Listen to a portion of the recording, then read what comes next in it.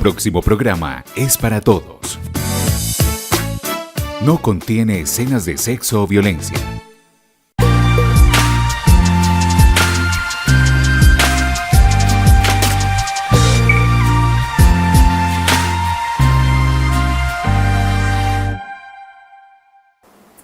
Bienvenidos queridos televidentes, les agradecemos que puedan compartir este espacio con nosotros denominado Signos Vitales. Es un espacio enfocado especialmente en la prevención, promoción y bienestar de la salud. El día de hoy nos encontramos con la médica especialista en dermatología, Lía Palacio Delgado. Doctora, muchas gracias por estar con nosotros. Muchas gracias por la invitación. El día de hoy tocaremos un tema que son los procedimientos inyectables. Doctora, cuéntenos un poquito acerca de qué son los inyectables en dermatología. Los inyectables en la dermatología estética o en la medicina estética son aquellos procedimientos en donde se aplican materiales o diversas sustancias en la piel utilizando agujas o utilizando cánulas. Bueno, doctora, ¿y cuáles son los inyectables más utilizados? Los inyectables más comúnmente utilizados son tres principalmente. Está la toxina botulínica, el ácido hialurónico y los bioestimuladores. También tenemos otros como la mesoterapia, que digamos no son tan conocidos, pero también se utilizan mucho dentro de la consulta. Bueno, ¿y para qué se usan? Bueno, entonces primero, el más común de todos, el procedimiento más comúnmente realizado es la toxina botulínica. La toxina botulínica es una toxina que lo que hace es disminuir o bloquear la fuerza muscular y se utiliza especialmente para el tercio superior de la cara, o sea, para el entrecejo, para la frente y para las paticas de gallina. Eso es como lo más comúnmente utilizado. También se utiliza como para otras zonas de la cara o incluso para situaciones médicas, pero en realidad es lo más común para el tercio superior de la cara. El segundo procedimiento más común es la aplicación de ácido hialurónico, que el ácido hialurónico es un material que se utiliza para proporcionar hidratación a la piel. También se utiliza para estructurar algunas zonas de la cara, como partes de la parte grasa de la cara perdidas o disminución de la parte ósea, y también se utiliza para relleno de labios y para relleno de ojeras. Y por último tenemos los bioestimuladores, que el más común es la hidroxiapatita de calcio, que lo que hacen es bioestimular o estimular la síntesis de colágeno propia, y básicamente lo que buscamos es mejorar calidad de piel y en algunos casos logramos hacer un efecto lifting o de estiramiento de la piel.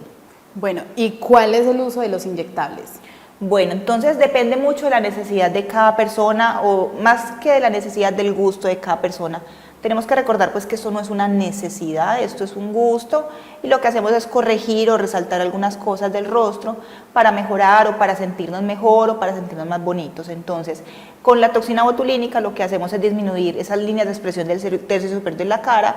Con el ácido hialurónico lo que hacemos es mejorar o rellenar esas zonas en donde hemos perdido volumen, y con los bioestimuladores vamos a proporcionar un poco de tensión al rostro para mejorar especialmente esa zona de la línea de la mandíbula y la zona de los surcos, que eso es son cosas que van sucediendo por el tema de flacidez. Bueno, doctora, ¿y cuáles son aquellos inyectables que no han sido aprobados? Bueno, tengamos en cuenta que los inyectables llevan muchos años. Hace muchos años empezaron pues con el tema de los colágenos, que inicialmente venían pues como de origen animal. Entonces se producían algunas reacciones de alergia o reacciones de cuerpo extraño, obviamente, porque eran sustancias no propias del cuerpo. Entonces, digamos, este tipo de rellenos ya no se utilizan. O sea, uno dice colágeno, pero realmente el colágeno como tal ya no se utiliza. Ya, digamos, lo más nuevo es el ácido hialurónico, bueno, no tan nuevo, pero digamos que ya lo que se utiliza actualmente, el ácido hialurónico, que se produce en forma sintética en laboratorio, y lo que hace lo más biocompatible posible, o sea, que el cuerpo no lo vaya a rechazar. Tenemos también la hidroxiapatita de calcio y otras sustancias que también son autorizadas para producir bioestimulación o síntesis de colágeno propio. Eso es lo que se utiliza actualmente, y la toxina botulínica. Ahora, lo que no está autorizado son, por ejemplo, siliconas, dicen siliconas de grado médico o biopolímeros. Eso no se utiliza, en algún momento se utilizó, pero no se debe de utilizar. Y ya pues cosas obviamente que es muy lógico que no se deben utilizar, como algunos hidrogeles que se utilizan por ejemplo para implantes de glúteos, o ya cosas que utilizan en el bajo mundo, como por ejemplo aceites, incluso se ha escuchado que aplican hasta cemento, pues sustancias que ya sobrepasan el límite pues de cualquier cosa que el humano pueda llegar a tolerar. Bueno, doctora, ¿y cuáles son esas sugerencias que se deben de llevar a cabo antes y después del tratamiento? Es muy importante que el paciente tenga muy claras las expectativas del tratamiento. Entonces yo siempre les digo que no es que la toxina sea mejor que el ácido o sea mejor que la hidroxiapatita, por ejemplo, sino que cada sustancia tiene su uso específico. Entonces con la toxina buscamos reducir las líneas de expresión del tercio superior de la cara al limitar el movimiento muscular de la región del entrecejo, de la frente, las paticas de gallina, ocasionalmente en otras zonas de la cara. Con los rellenos buscamos recuperar el volumen que se ha perdido o recuperarle un poco la hidratación de la piel, y con los bioestimuladores tratamos de hacer un efecto lifting. Entonces, ¿qué buscamos? Pues disminuir la fuerza muscular con la toxina, rellenar algunas zonas con los fillers de ácido hialurónico y mejorar un poco la tensión del rostro con los bioestimuladores.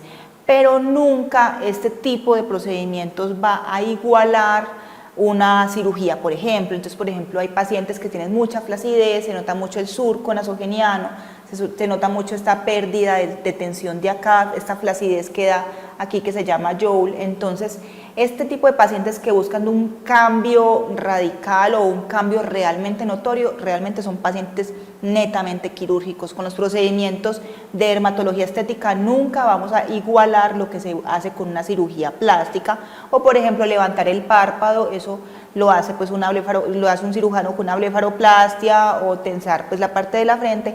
Eso nunca lo vamos a lograr, por ejemplo, con toxina. Vamos a mejorar un poco, pero nunca va a igualar una cirugía plástica. Entonces es muy importante que la persona y que el profesional que lleve a cabo el procedimiento le explique muy bien al paciente las expectativas que se tienen del procedimiento. En términos generales son cambios sutiles, son cambios suaves, y la idea siempre, o en mi opinión la idea es que no se te note que tienes hecho un procedimiento, que no te ven por la calle y te digan, ay, te ves como rara Luisa, no.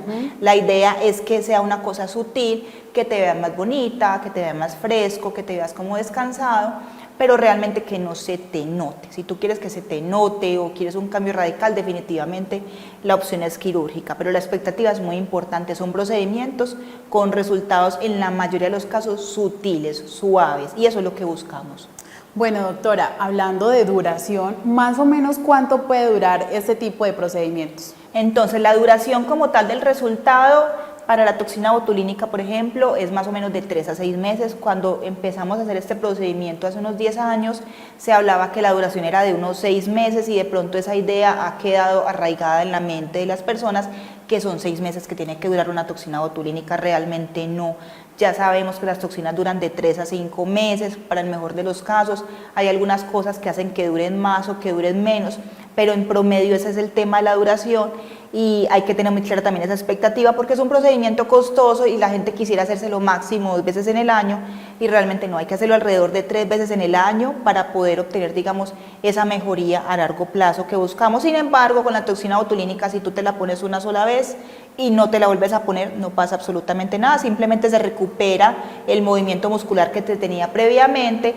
Y si te la pones por varias veces consecutivas o por varios años y luego te la dejas de aplicar, tampoco pasa nada. Una creencia muy común es que esto cobra como un retroactivo. Entonces, si tú te pones la toxina 5 años y ya no te la vuelves a poner, va a empezar a arrugarte lo que no te arrugaste durante esos 5 años que te pusiste toxina. O sea, no se cobra un retroactivo, simplemente continúa el envejecimiento normal de la persona, se recupera la fuerza muscular normal y se sigue arrugando normal la persona, ¿sí? Entonces es una creencia que hay que erradicar. No se cobra un retroactivo cuando empezamos a hacer esta clase de procedimientos. Entonces, toxina botulínica, de 3 a 5 meses el efecto, se puede poner una vez y nunca más, o muchos años seguidos, y mantener ese efecto de estar como estiraditos, aplanchaditos la frente y la parte aquí periocular. Segundo, el ácido hialurónico, la duración también depende del área en donde se aplique. Por ejemplo, los labios, la duración es de 6 a 8 meses.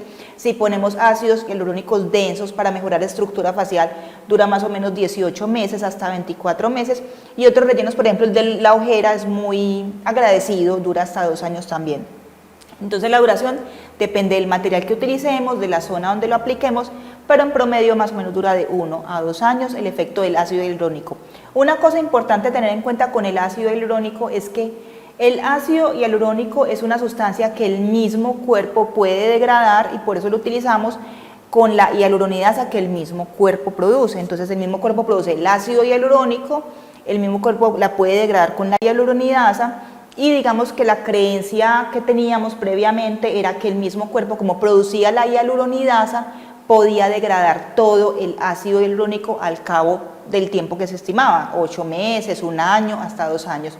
Ahora sabemos que el ácido hialurónico para muchas personas no se degrada el 100% con el paso de los años. Entonces hay que tener mucho cuidado, porque cuando hacemos aplicaciones repetidas de ácido hialurónico podemos llegar a tener un efecto que se llama el puffy face, o la cara como inflamada o hinchada, porque aplicamos y aplicamos y aplicamos y nunca se va al 100% del material. Y también sucede mucho con los labios, y hay como una especie como de adicción. La gente, cuando se empieza a ver el labio como infladito, se quiere ver más y más y más y más, y cuando ya vemos son cosas demasiado extravagantes que incluso el paciente ni siquiera puede cerrar bien los labios de la cantidad de material que tiene. Entonces hay que tener mucho cuidado también con este tema de la duración, que antes se creía que se borraba completamente o se eliminaba completamente, ya sabemos que no.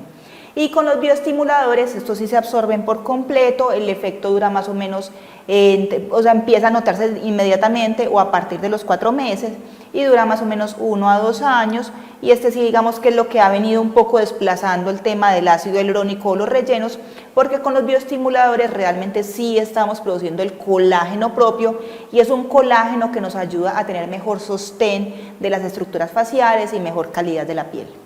Bueno, doctora, no sé si para este tipo de procedimientos se deben de realizar como unos exámenes previos de laboratorio. No, realmente no, simplemente lo que buscamos es que el paciente cumpla, digamos, con algunos requisitos. Idealmente buscamos personas que sean sanas. ¿Qué contraindicaciones tienen, por ejemplo, los procedimientos? Personas que sufran de alguna enfermedad autoinmune, o sea, donde el cuerpo se ataque a sí mismo, ¿cierto? Personas que estén anticoaguladas o que tengan algún defecto de la coagulación, obviamente van a sangrar más y van a tener mayor tasa de complicaciones. Pacientes con algunas enfermedades neuromusculares, como la miastenia gravis, están contraindicados el uso de toxina botulínica, porque con la miastenia gravis se disminuye la fuerza muscular, con la toxina también, entonces podemos tener mayor complicaciones en estos pacientes. Son básicamente como las contraindicaciones grandes. Obviamente las mujeres en embarazo tampoco es adecuado que se hagan procedimientos estéticos. Generalmente este tipo de procedimientos no van a afectar al feto, pero si llega a suceder algo, obviamente va a ser culpa del procedimiento estético. Entonces, pacientes embarazadas o que sospechen estar en embarazo, está completamente contraindicado realizar procedimientos estéticos en la mayoría de los casos. Entonces hay que tener mucho en cuenta estas contraindicaciones, y esto se logra haciendo una historia clínica detallada del paciente, haciendo un buen interrogatorio, mirando bien los antecedentes, mirando qué posibles complicaciones pudo haber tenido antes en otros lugares donde se haya aplicado algún material. Y entonces, haciendo una buena historia clínica, vamos a disminuir mucho ese riesgo de tener efectos adversos. Bueno, doctora, hablemos un poquito acerca de los síntomas de alarma que se pueden provocar de acuerdo a este tipo de procedimientos. Entonces, lo más común que puede suceder con este tipo de procedimientos es la aparición de pequeñas equimosis o moraditos en la piel, que generalmente son pasajeros. Obviamente el dolor de la aplicación, o sea, estamos aplicando cosas directamente en la piel con agujas o con cánulas. Eso duele siempre. El que te diga que no te duele una inyección te está diciendo mentiras. Obviamente siempre duele. Obviamente va a ocurrir sangrado, va a haber riesgo de infecciones, porque al estar introduciendo cosas en la piel obviamente tiene su microbiota, que es lo que antes llamábamos la flora de la piel. Entonces las bacterias normales de la piel pueden llegar a entrar y pueden ser bacterias patógenas, entonces pueden ocurrir infecciones. Obviamente pues las equimos y los moraditos, el dolor, inflamación. Cuando aplicamos ciertos materiales se produce una respuesta inflamatoria que puede ser más o menos intensa. También puede ocurrir, por ejemplo, dolor de cabeza con la toxina botulínica hasta por 2 semanas después de la aplicación, y obviamente hay que tener unos cuidaditos después de la aplicación de este tipo de materiales, como no realizar masajes o no aplicar frío o calor, porque esto puede disminuir el efecto de algunos productos. Bueno, doctora, hay pacientes que pueden ser alérgicas a este tipo de procedimientos.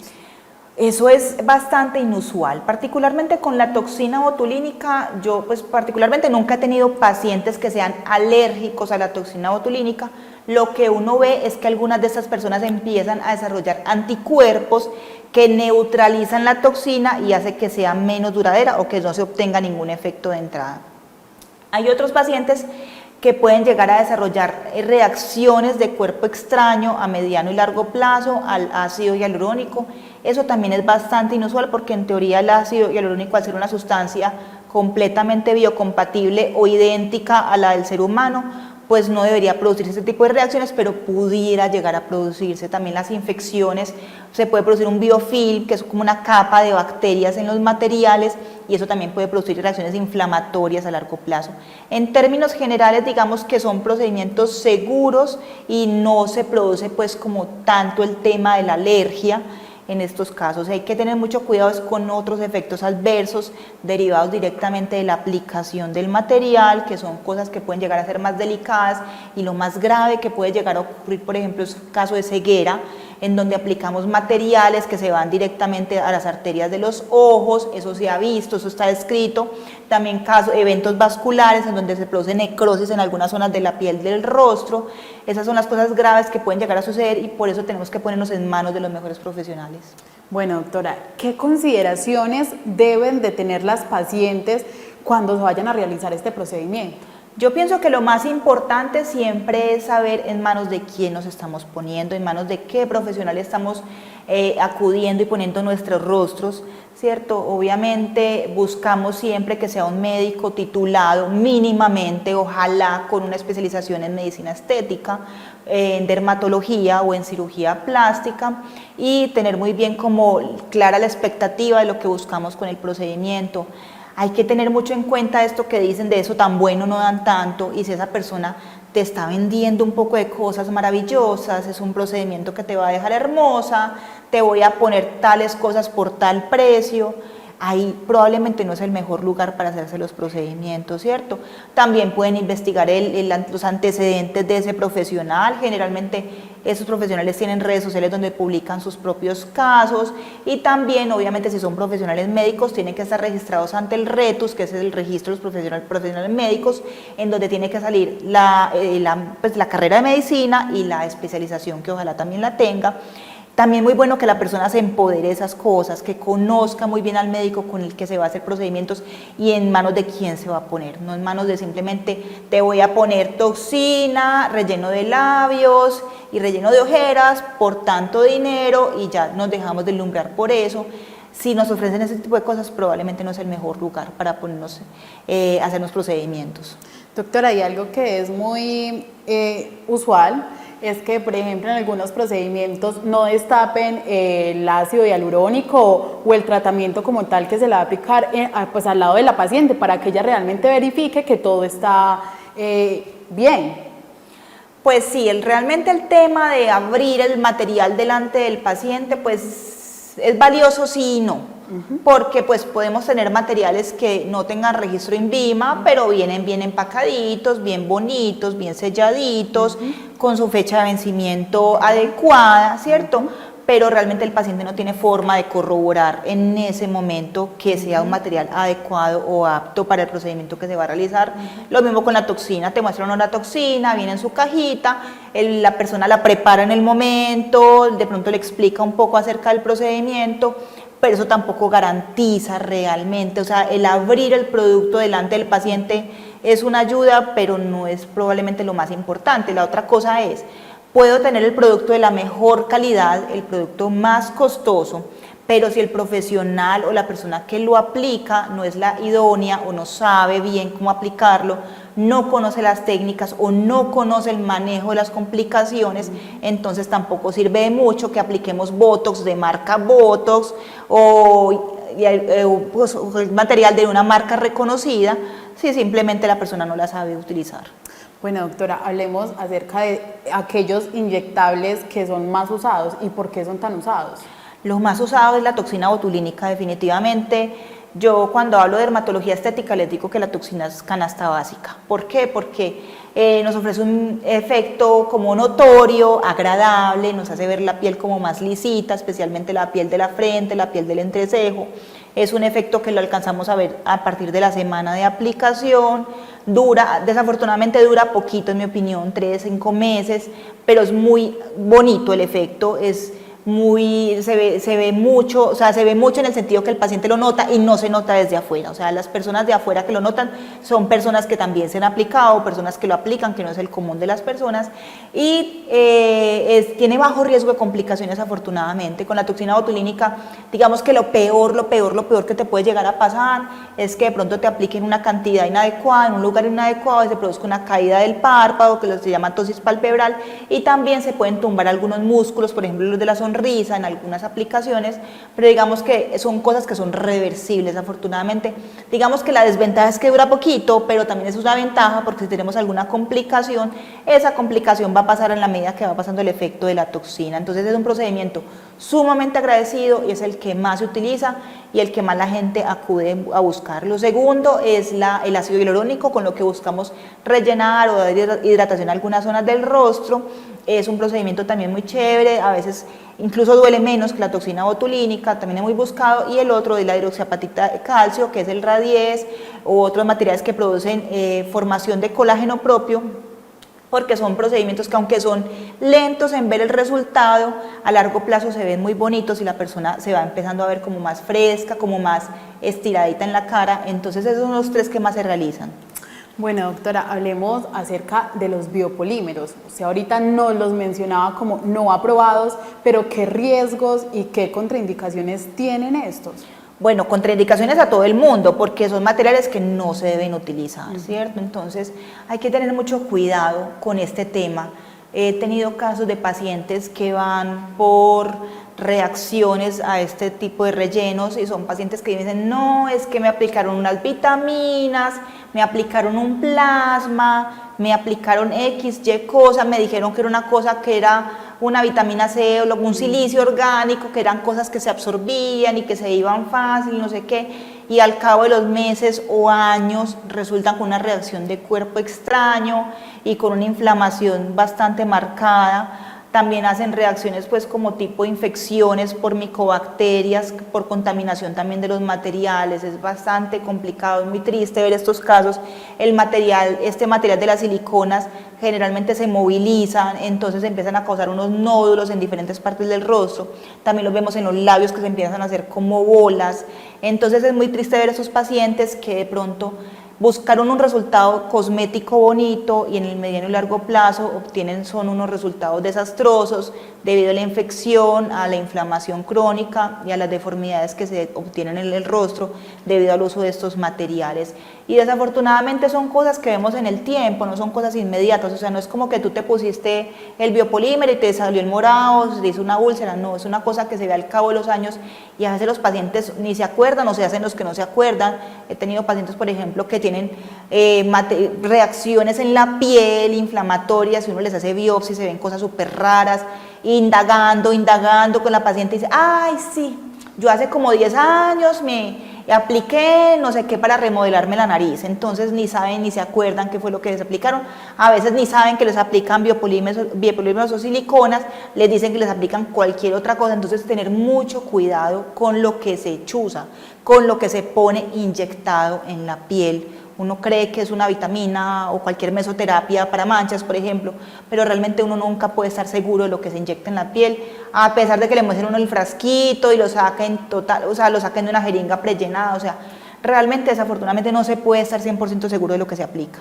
Bueno, doctora, cuéntenos un poquito acerca de las edades. ¿A partir de qué edad se pueden dar estos procedimientos? Pues realmente aplica lo mismo como con las cirugías plásticas. Lo ideal es que sea una persona mayor de edad y que sea pues responsable pues de este tipo de decisiones, ¿cierto? Aparte pues que una persona mayor de edad ya tiene un nivel de desarrollo tal que nos permite ver un resultado objetivo. Obviamente la toxina botulínica, aunque es un tratamiento más preventivo, pues obviamente no lo vamos a indicar desde que el paciente tiene 18 años. Hablamos de baby botox, que para mí es un eufemismo porque realmente pues lo que buscamos es disminuir la fuerza muscular independientemente de la edad del paciente. Podemos empezar en pacientes jóvenes en algunas zonitas muy específicas. Obviamente las chicas también buscan mejorar el tema de los labios especialmente o de las ojeras, también idealmente después de los 18 años. Básicamente buscamos es que sean mayores de edad y que sean pues como responsables de este tipo de cosas, y que ya tengan un nivel de desarrollo adecuado. Algunos procedimientos, digamos, que se puede empezar un poco antes, pero de todas maneras no es lo ideal, pero sobre todo por ese tema de la responsabilidad y que uno se haga cargo como de este tipo de acciones. Bueno, doctora, acá en Signos Vitales tenemos una sección llamada Cultura Médica y es aquellas preguntas frecuentes que tienen los pacientes acerca del tema. Iniciamos con ¿qué profesional debe llevar a cabo este procedimiento? Lo ideal es que sea un médico titulado y ojalá que sea especialista en dermatología o en cirugía plástica. Aquí en Colombia no tenemos desafortunadamente una especialización en medicina estética, bueno, sí existía hasta hace un par de años, ya la sacaron en este momento, lo que hay son como diplomados y cursos, pero digamos que un médico general muy bien entrenado con estos cursos y estos diplomados y que sea muy experto, pudiera ser un buen profesional para aplicación de estos productos y ya pues un especialista en dermatología o en cirugía plástica, sí que más porque ya tiene un mejor conocimiento de la anatomía y tiene un mejor conocimiento de cómo manejar complicaciones en caso de que lleguen a presentarse. Mucho ojo con este tema de los médicos, hay personas, o sea, la toxina botulínica, por ejemplo, es tan fácil que te la puede aplicar cualquier persona con un mínimo entrenamiento y tienes un muy poco chance de que ocurra una complicación, pero pueden llegar a ocurrir, ¿cierto?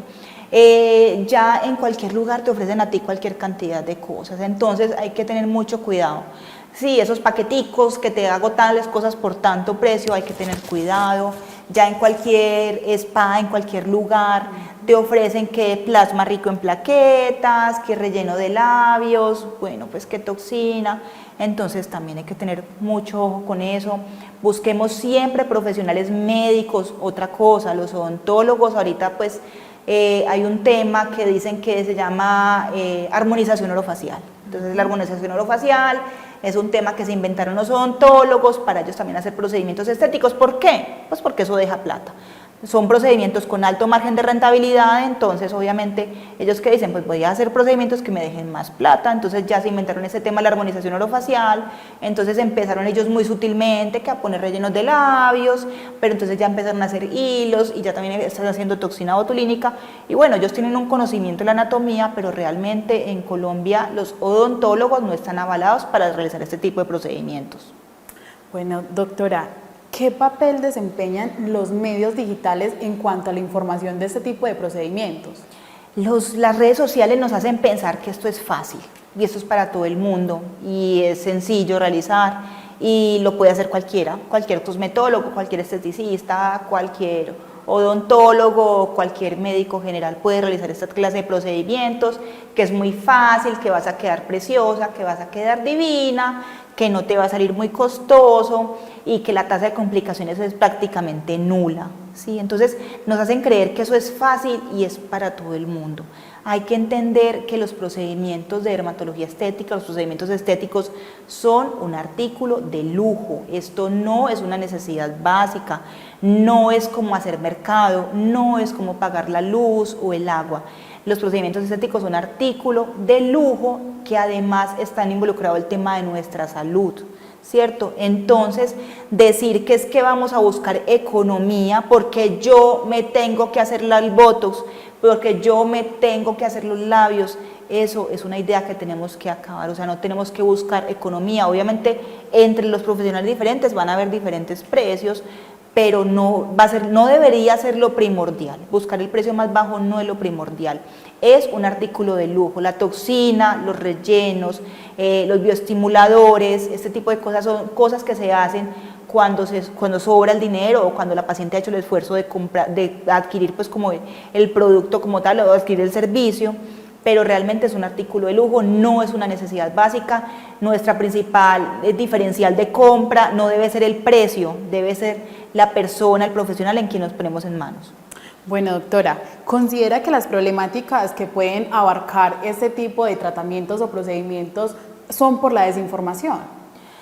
Sí, yo pienso que la desinformación y la gente, yo no sé si a veces peca por ingenua o por desesperada o simplemente son muy crédulos, entonces ellos piensan que en un centro de estética es un lugar adecuado para hacerse ciertos procedimientos, pero hay que tener un poquito de sentido común. Si yo llego a un garaje o a un lugar en donde hay una camilla con un aspirador y dicen te va a hacer una suave brisa, ¿cómo así? Una suave brisa es una liposucción.